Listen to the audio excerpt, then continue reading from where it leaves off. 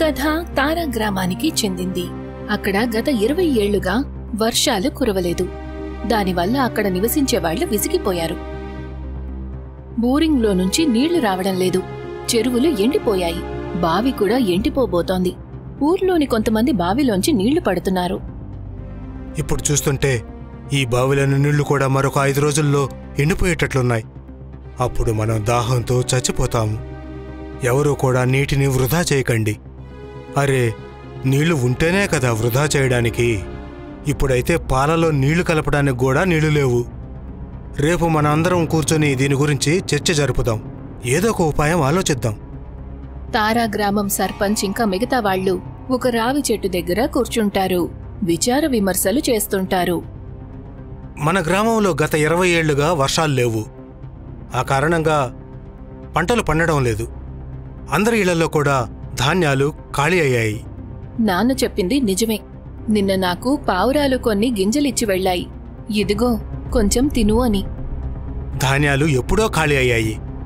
ఇప్పుడు నీళ్లు కూడా ఖాళీ అయిపోతున్నాయి. అందుకే నేను నా జేబులో సమోసా పెట్టుకుని తిరుగుతున్నాను. సమోసాతో నీకు దాహం ఎలా తీరుతుంది? ఎప్పుడైతే జేబులో నుంచి సమోసా తీసి చూస్తానో అప్పుడు నోట్లో నీళ్లూరుతాయి. వాటిని తాగేస్తాను. ఊళ్ళో వర్షాలు అసలు ఎందుకు కురవడం లేదో మనందరం కలిసి తెలుసుకోవాలి. ఊరి వాళ్లు ఇంకా సర్పంచ్ మధ్య విచార విమర్శలు జరుగుతూ ఉంటాయి. అప్పుడే అటువైపు నుంచి ఒక ముసలావిడ వెళ్తుంది. నేను పిలవడంతో ఊరి వాళ్ళందరూ కూడా ఇక్కడికొచ్చారు. కానీ ఈ ముసలావిడ ఎందుకు రావడం లేదు? నాకేమనిపిస్తుందంటే ఈ ముసలావిడి కారణంగానే ఊళ్ళో వర్షాలు పడటం లేదనిపిస్తుంది.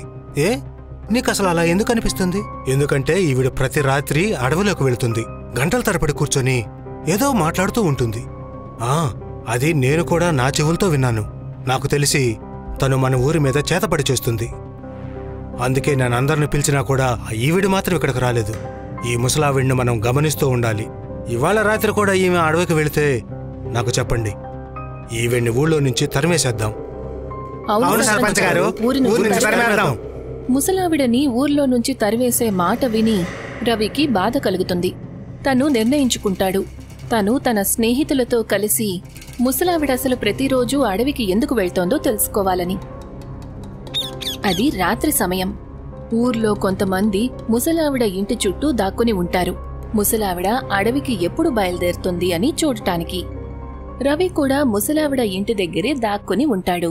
కాసేపటి తర్వాత రవి చూస్తాడు ముసలావిడ అడవికి బయలుదేరుతుంది.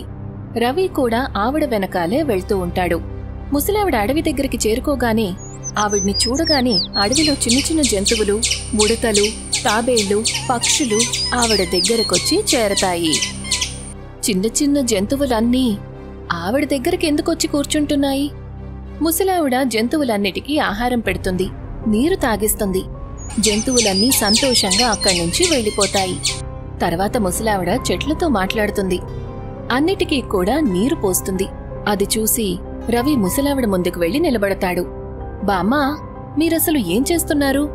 గత 20 సంవత్సరాలుగా ఈ ఊరి వాళ్లు ఏదైతే చెయ్యలేదో నేను అదే చేస్తున్నాను. ప్రకృతికి సేవ. కాని రాత్రివేళ ఎందుకు? పగటిపూట ఊరి వాళ్లు నేను చెట్లకు నీళ్లు పోస్తే ఒప్పుకోరు. నేను నీటిని వృధా చేస్తున్నానని అనుకుంటారు. ఆ కారణంగానే ఊర్లో చెట్లన్నీ ఎండిపోయాయి. నా కారణంగానే ఇంకా ఈ కొన్ని చెట్లైనా మిగిలున్నాయి. బామ్మ, మీరు చాలా మంచివారు. ఊర్లో ఇప్పటికే ధాన్యం లేదు, నీరు కూడా అయిపోయింది. మీరే లేకపోతే ఈ చెట్లు కూడా ఎండిపోయి ఉండేవేమో. అప్పుడు ఆక్సిజన్ కూడా ఖాళీ అయ్యేది.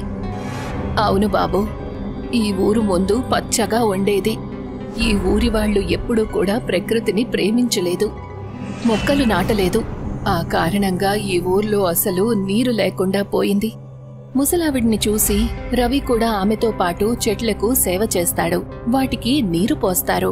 ఆ తర్వాత ఇద్దరూ ఇంటికి తిరిగొస్తారు. ఊరి సర్పంచ్ ముసలావిడ కోసం పంచాయతీ పెడతాడు. ఊరి వాళ్ళారా, ఈ ముసలావిడి విషయంలో మనకేదైతే అనుమానం ఉందో అది పూర్తిగా నిజం. నిన్న నా మనుషులు కొంతమంది ఈ ముసలావిడిని వెంబడించారు. వాళ్ళు చూశారు ఈ ముసలావిడ నిన్న రాత్రి అడవులోకి వెళ్ళింది. అవును సర్పంచ్ గారు, ఆవిడ ఈ ఊరికి చేతపడి చేస్తుంది. సరిగ్గా 20 ఏళ్ల క్రితం ఈ ముసలావిడ ఊళ్ళో ఉండటానికి వచ్చింది. అప్పటినుంచి వర్షాలు కురడమే మానేశాయి. ఈ సమస్యలన్నీ కూడా ఈ ముసలావిడి వల్లే వస్తున్నాయి. అయితే ప్రజలారా, మీరందరూ అసలు ఏమంటారు? ఈ ముసలావిడిని ఊరు నుంచి తరిమేద్దామా? అవును సర్పంచ్ గారు, మనం తరిమేద్దాం. అప్పుడే సర్పంచ్ కొడుకు రవి లేచి నిలబడతాడు. నాన్నా, ఒకవేళ మీరు ఈ కారణంగానే బామ్మగారిని ఊరు నుంచి తరిమేస్తారంటే రాత్రివేళ అడవికి వెళ్లినందుకు మీరు నన్ను కూడా ఊరు నుంచి తరిమేయాలి. ఎందుకు బాబు? ఎందుకంటే నిన్న నేను కూడా బామ్మతో పాటు అడవికి వెళ్లాను. నువ్వెందుకెళ్ళావు? బామ్మ అసలు ప్రతిరోజు రాత్రి అడవికి ఎందుకు వెళ్తోందో చూడటానికి. నేను నా కళ్ళారా చూశాను. బామ్మ అడవిలో ప్రకృతికి సేవ చేయడానికి వెళ్తున్నారు. ఆవిడ నీళ్లు తాగకుండా చెట్ల వేర్లకు నీరు పోస్తున్నారు. ఆవిడ నిన్ను చూడగానే చెట్లకు నీళ్లు పోయటం మొదలుపెట్టుంటుంది, లేకపోతే ఇంకేదో చేయటానికి వెళ్ళుంటుంది. ఈ ముసలావిడ చాలా తెలివైంది కదా. ఊరి వాళ్ళ అనుమతితో నేను ఈ నిర్ణయాన్ని తెలియజేస్తున్నాను. రేపు ఈ ముసలావిడ ఊరు నుంచి వెళ్ళిపోవాలి. సర్పంచ్ నిర్ణయాన్ని విన్న తర్వాత ముసలావిడ ఏమీ మాట్లాడదు.